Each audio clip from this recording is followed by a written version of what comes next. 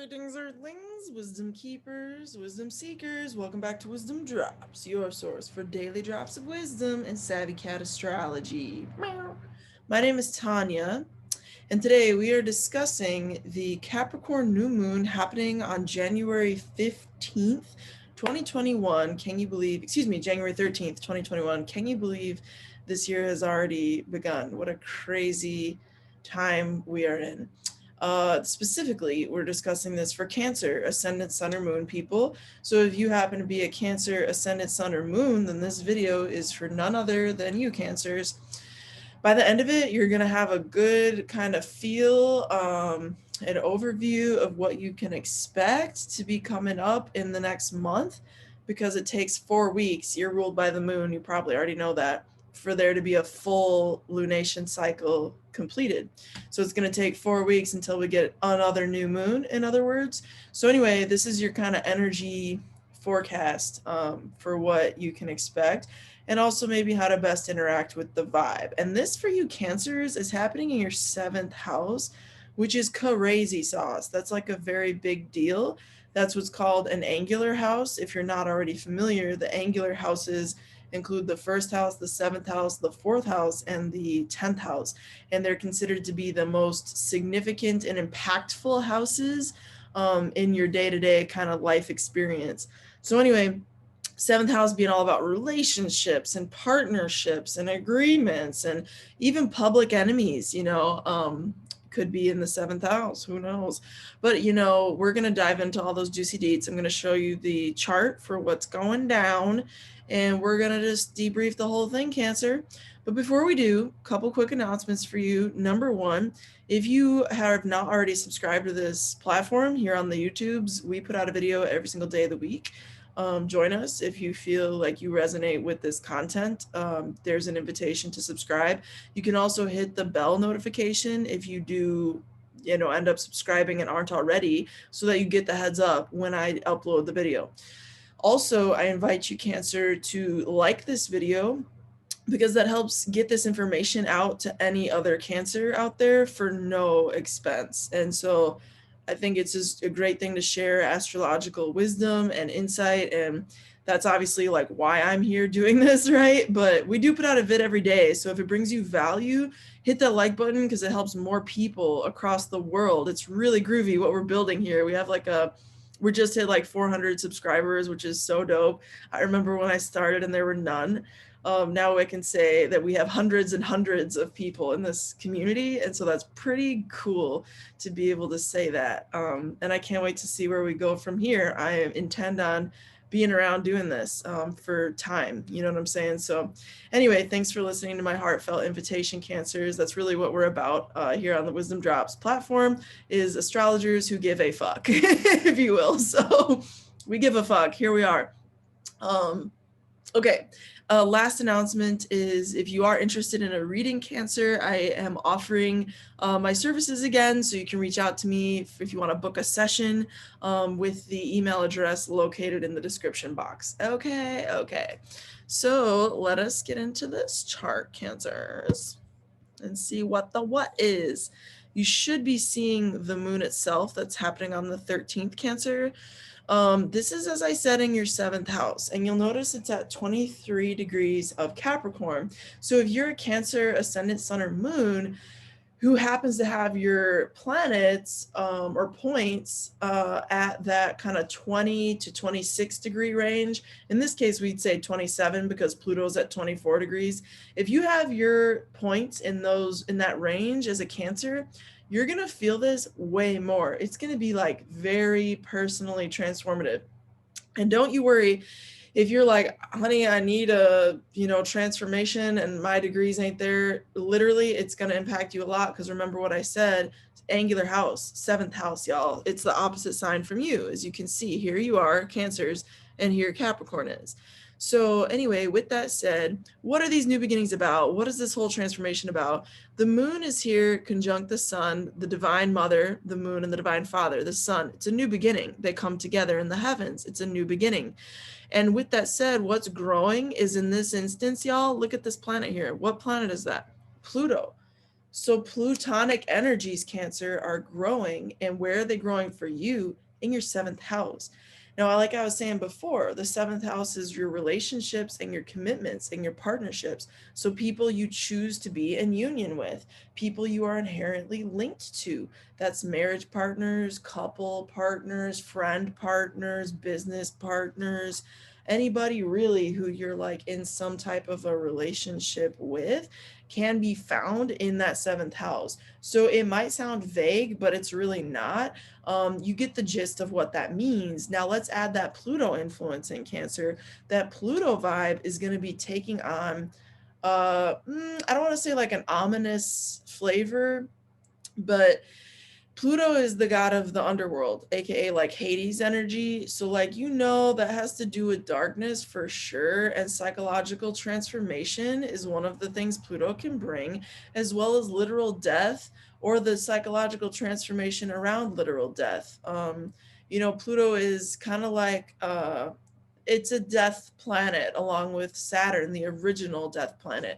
So with that said, I'm not trying to spook you, but you might find that you have some spiritual transformation around a previous death that happened in your life, between you and somebody who you loved, or love, as it may be. Or you might find that a partner experiences death in their family or in their close environment. Or you might find a business partnership needs to end and transform into something else. But really, when Pluto is here with the new moon, y'all, what's gonna happen is a lie detector test, because Pluto is the ultimate lie detector. Pluto rules Scorpio energy, and as a planet, it's influencing the whole divine new beginning that is on offer here under this lunation. So if you think about what that means for a second, Pluto literally brings the end of things and the transformation of things. And this is in reference to your relationships. So I'm not trying to be like redundant with that, but think of all the different ways that that can manifest for you, Cancer. Put it this way. If you know there's somebody in your life, Cancers, and I know if you know what I'm talking about, okay? If you know that that person no longer serves you, then what is you doing? I'm gonna tell you right now, Cancer, if you have that person in your life and you just heard that and you're like, ooh, I kind of know exactly who she's talking about, that is a good indicator that y'all are gonna find that you're dealing with that for the next month. Now, dealing with that can look a lot of different ways. Dealing with that could be that person finds their way out of your life without you doing anything. However, this is connected to the fact that Saturn is the ruler of this moon, and because Saturn rules Capricorn energy, and it's in your 8th house, y'all. In your 8th house, in Aquarius, you see down here how Saturn is right here, right? And it rules Capricorn in ancient astrology, and in modern astrology, all astrology. Saturn rules Capricorn, and it's in your 8th house, aka Aquarius, from you, Cancers. So this is like the ruler or the host almost indicator of this new moon experience. So we look to the planet that rules the new moon sign, in this case Capricorn and Saturn, because it tells us more about the event itself. And the fact that this planet, this indicator of the new moon, is in the 8th house of your chart, Cancer, shows us that this Plutonian thing for y'all that I've been talking about is all the more juiced up and all the more amplified. Because guess what? 8th house is definitely some vibration of Scorpio energy. It's not the same. Don't get it twisted. It's not the same. But 8th house definitely has to do with other people's resources, with death, with rebirth, okay? Because it's a place of transformation. But it is also a place of death, or debt, excuse me. So debt as well is in the 8th house. Occult knowledge as well belongs to the 8th house, okay?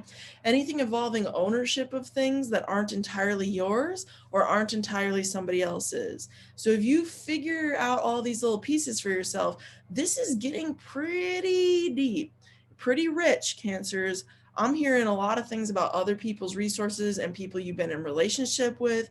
There's going to be some clearing out. Put it like that. Spring cleaning is coming early because Pluto purges. It gets to the bottom of things. It's the ultimate purifier just as much as it is the ultimate end, so to speak, death. You feel?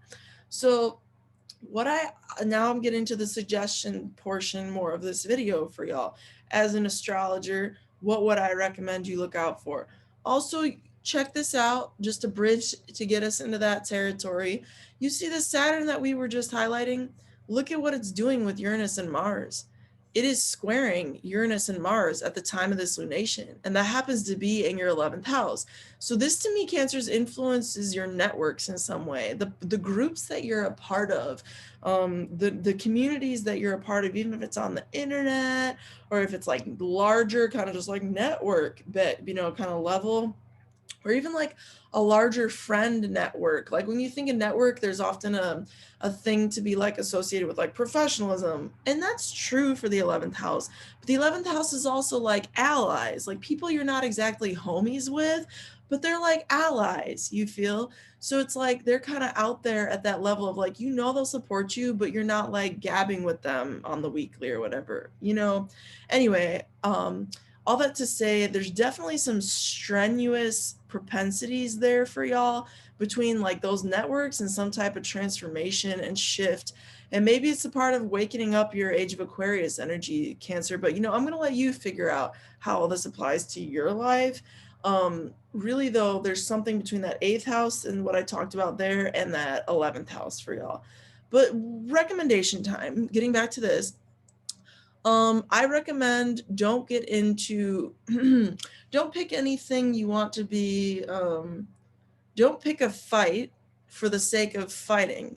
Because if you do, it will go on a long time and cause a lot of pain for you, a lot of grueling agony to be specific, because Mars squares Saturn.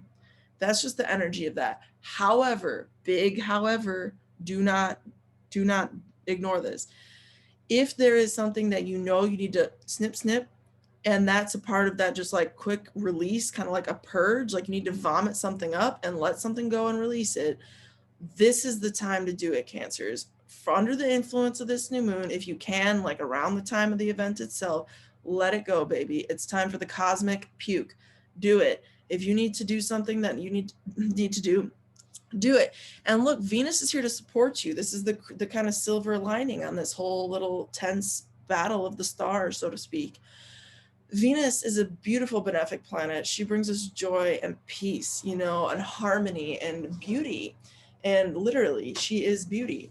So like that's in your 7th house of relationships and partnerships at the same time. And she's sending the harmonious, harmonizing energy. You see those blue lines? To that Mars-Uranus conjunction that is inherently so volatile. Let's be real. Mars-Uranus conjunct is like bombs, explosions, like fireworks in the best sense.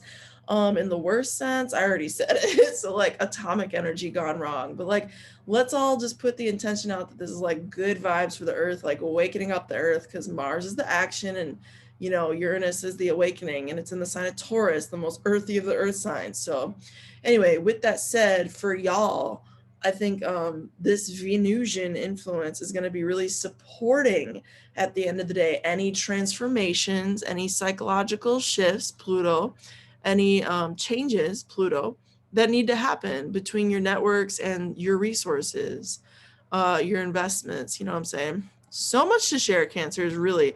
I feel like that is the best horoscope I've done yet for this moon.